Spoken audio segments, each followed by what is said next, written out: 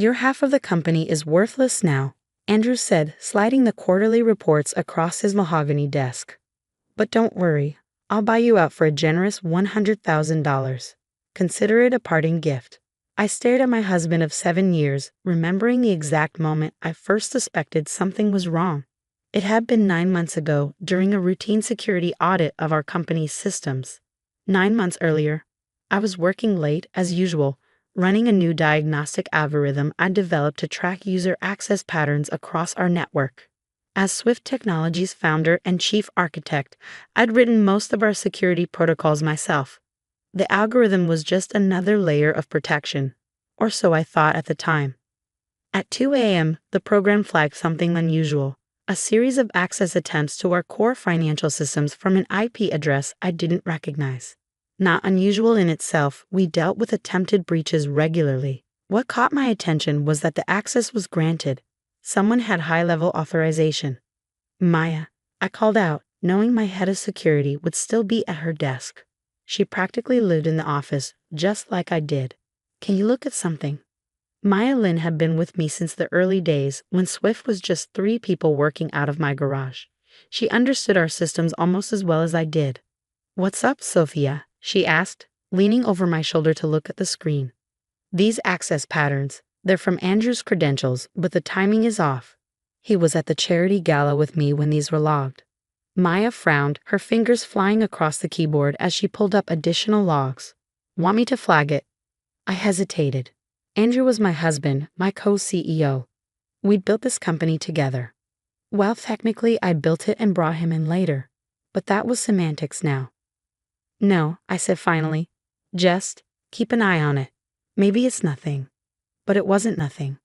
Over the next few weeks, I noticed more discrepancies. Small things at first, unusual access times, strange patterns in our financial transfers, slight modifications to our security protocols that I hadn't authorized. I started keeping a private log, documenting everything. The investigator in me, the one who'd spent years hunting down software bugs and security flaws, couldn't ignore the pattern emerging. Then came the first client complaint. Ms. Chen, the email began, we've noticed some concerning issues with the latest security update. Our systems are showing multiple vulnerabilities that weren't present in previous versions. I spent 3 days analyzing the code, going through it line by line. The vulnerabilities were there, but they made no sense. They were too obvious, too clumsy. I would never have written code like that. That night, I did something I'd never done before. I accessed Andrew's private company email without his knowledge. We'd always maintained separate business accounts, respecting each other's autonomy in our respective areas of expertise. He handled the business side. I handled the technical side. It had worked perfectly for years. What I found made my blood run cold. Emails to Jessica Martinez, our lead developer. Make sure the vulnerabilities look natural. SC needs to believe their coding errors. Increase the severity gradually. We need a pattern of technical incompetence. Transfer the modified code through my private server. Don't leave a trail. I closed the emails and sat in my dark office, my mind racing. Why would Andrew want to sabotage our code? Why make me look incompetent? The answer came 2 days later when I noticed large transfers being made to offshore accounts. Accounts I hadn't authorized, hidden under layers of seemingly legitimate business transactions. I called Maya to my office after everyone else had left for the day. I need your absolute discretion, I said, closing the door. What I'm about to tell you doesn't leave this room. I showed her what I found, the emails, the transfers, the deliberate code sabotage. Her expression grew darker with each revelation. He's setting you up, she said finally, making it look like your code is failing so he can force you out. Meanwhile, he's siphoning off funds before the company's value tanks. The question is why?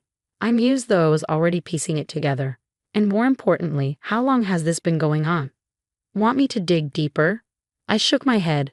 No, if he realizes we're investigating, he'll cover his tracks. We need someone outside the company, someone he doesn't know about. That's how I found Rachel Chen, no relation, a forensic accountant specializing in corporate fraud. On paper, I hired her through one of our subsidiary companies to do a routine audit. In reality, she began meticulously documenting every financial transaction Andrew had made over the past 3 years. It's clever, Rachel admitted after 2 weeks of investigation. He's been building this for a long time, laying the groundwork slowly. If you hadn't caught those access discrepancies, it might have worked. How bad is it? She showed me the preliminary findings. Andrew had been systematically preparing to devalue the company, specifically my share of it. The code vulnerabilities were just the start.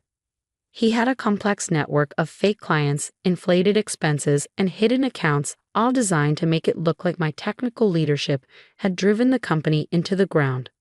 Once the stock price drops due to the technical failures, Rachel explained, he'd swoop in with a lowball offer to buy your shares.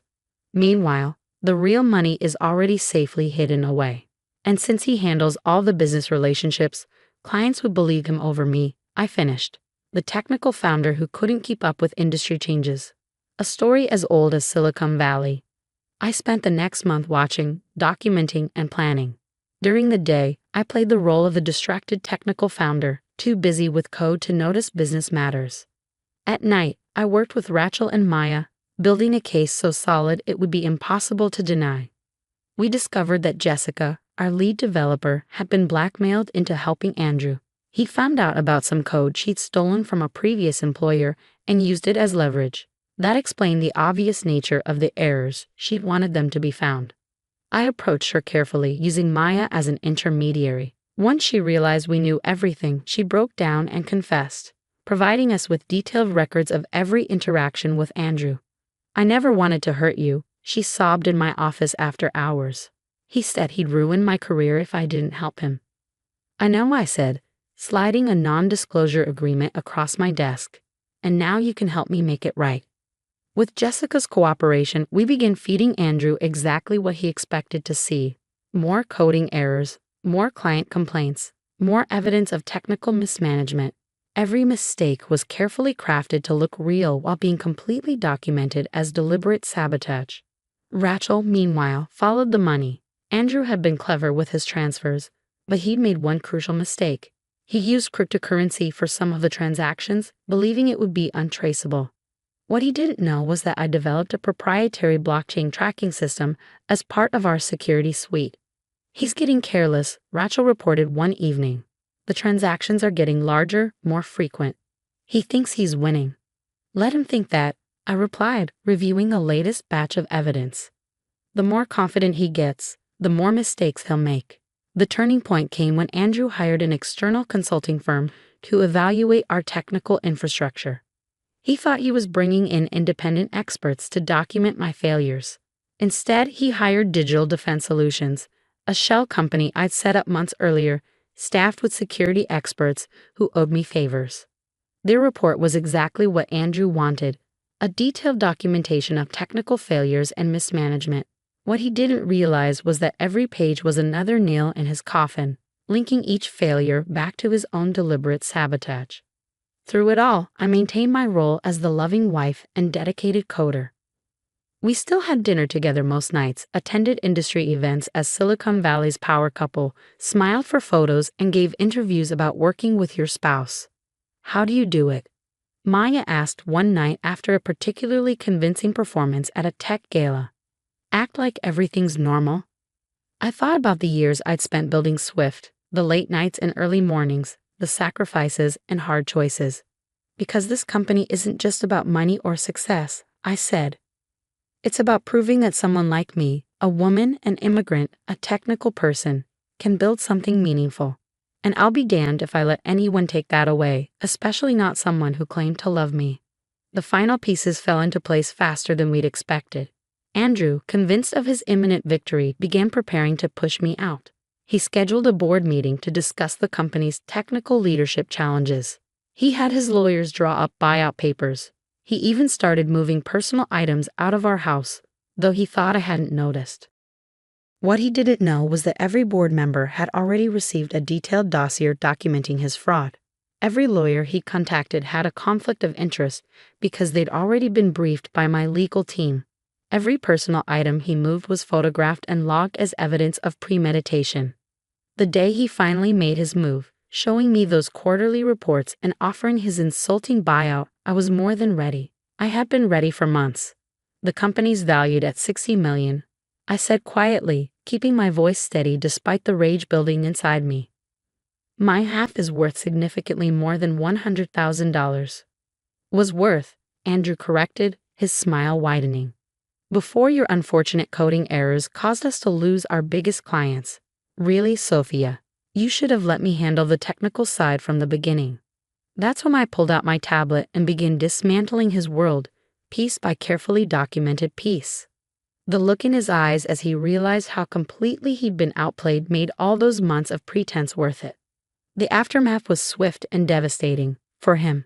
The FBI arrested him that same day, leading him out of the office in handcuffs while reporters caught everything on camera. The board unanimously voted to remove him and return full control to me. The clients he thought he turned against me quickly returned when they learned the truth. But the real victory wasn't just in exposing Andrew's fraud or saving my company. It was in the lessons learned and the systems we put in place to prevent it from happening to others.